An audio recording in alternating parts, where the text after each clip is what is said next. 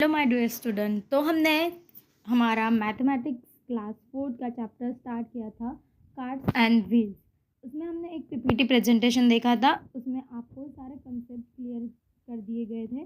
तो इससे हम फिर से एक बार पढ़ेंगे, वो भी एक पीपीटी के एक पावरपॉइंट प्रेजेंटेशन के थ्रू। ठीक है, उसके बाद हम कुछ एक्टिविटी देखेंगे। तो सबसे पहली जो स्लाइड है, यहाँ पर आपको कुछ चीज़ें दी गई है, कुछ ऑब्जेक्ट है, तो उनके जो शेप है वो आपको फाइंड करना है। जैसे फुटबॉल हो गया, बैंगल्स है, सन है, केक है, डोनट है। तो इन सब के जो शेप है तो वो कौन सा शेप है? सर्कल। करेक्ट, ये सारी चीज़ें सर्कल शेप में हैं। उसके बाद जो हम रोटी खाते हैं वो रोटी, पिज़्ज़ा हो, कोई व्हील हो, हमारे जो कॉइन्स होते हैं, जो पोट्री वाला व्हील होता है, वो इन सारी चीज़ों का भी जो शेप है वो सर्कल में होता है। ठीक है, हम सर्कल चैप्टर पढ़ रहे हैं, इसीलिए मैंने सबसे पहले आपके सामने वो एग्जांपल रखे हैं कि जो सर्कल शेप में होते हैं। तो सबसे पहले आप सर्कल की स्पेलिंग नोट डाउन करेंगे और उसे लर्न करेंगे। CIRCLE circle, CIRCLE circle.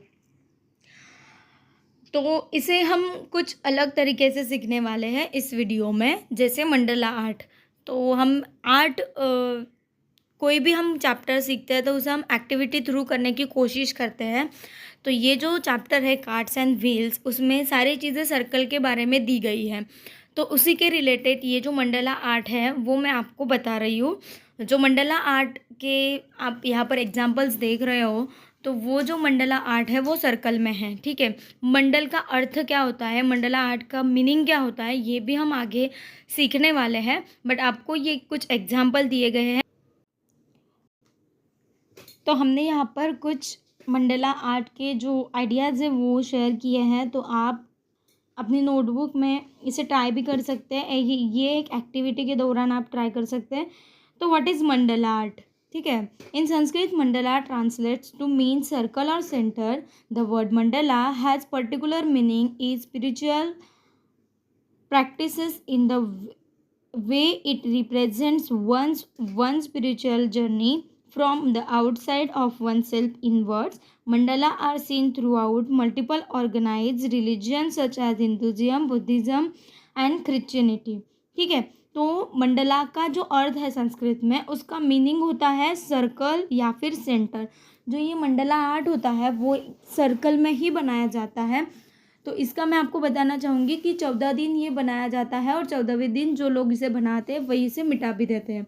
ठीक है, तो आपको बस ये ध्यान में, मैंने इस पार्ट को इसलिए यहाँ पर जोड़ा है कि जो मंडला आर्ट होता है उसका जो अर्थ होता है वो सर्कल या फिर सेंटर होता है, और ये मंडला आर्ट हमेशा सर्कल में बनाया जाता है।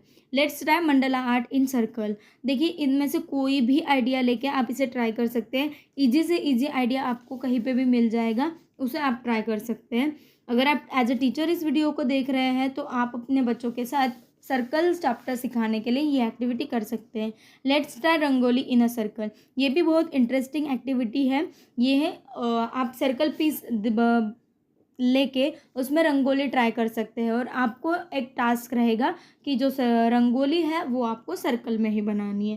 ठीक है, हाउ टू फाइंड सेंटर। हमेशा आप हमें क्वेश्चन रहता है कि जब भी हम कोई सर्कल निकालते हैं तो उसका सर्कल कैसे फाइंड करें। तो इसके लिए भी एक एक्टिविटी होती है। जो सर्कल है, जो हमने सर्कल ड्रॉ किया है उसे कट करें, फिर उसे हाफ फोल्ड करें, और हाफ फोल्ड को भी हाफ फोल्ड करेंगे तो जो ट्रायंगुलर शेप बनेगा उसका जो पॉइंट रहेगा वो आपका सर्कल रहेगा। ठीक है, तो इसे भी मैं एक प्रैक्टिकल वे में आपको दिखाऊंगी। तो व्हाट इज़ रेडियस? तो रेडियस क्या होता है? ठीक है, तो देखिए बच्चों, रेडियस माने अगर आपका सर्कल यहाँ पर है, मान लीजिए आपका ये सर्कल है, तो सर्कल से लेके सेंटर से लेके, ठीक है, ये आपका सेंटर है सर्कल का, तो सेंटर से लेके जो सर्कल की एज होती है वहाँ पे ज्वाइन होने वाली जो लाइन होती है, लाइन सेगमेंट होती है, उसे हम रेडियस बोलते हैं। फिर वो ऐसी रहे, ऐसी रहे, ऐसी रहे या फिर ऐसी रहे, हम कितने भी यहाँ पर रेडियस ड्रॉ कर सकते हैं। बट इसका एक रूल होता है कि जो रेडियस होता है वो सेंटर से लेके सर्कल की कोई भी एज को कनेक्ट करता है। ठीक है, तो हम ओ और ए, ऐसे नाम दे सकते हैं। ए ओ ये एक रेडियस हो गया, ठीक है। हम आगे देखेंगे व्हाट इज़ डायमीटर। तो डायमीटर क्या होता है? डायमीटर मतलब ये अगर आपका सेंटर है तो सर्कल के एक एज से, एक पॉइंट से दूसरे पॉइंट तक जाने वाली लाइन, और वो कहाँ से पास होती है? सेंटर से पास होती है, ठीक है।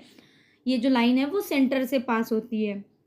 जैसे मैंने दो सर्कल के पॉइंट जॉइन किए और वो लाइन कहाँ से जा रही है, कहाँ से पास हो रही है? सेंटर से पास हो रही है, ठीक है। तो ये डायमीटर कहलाता है।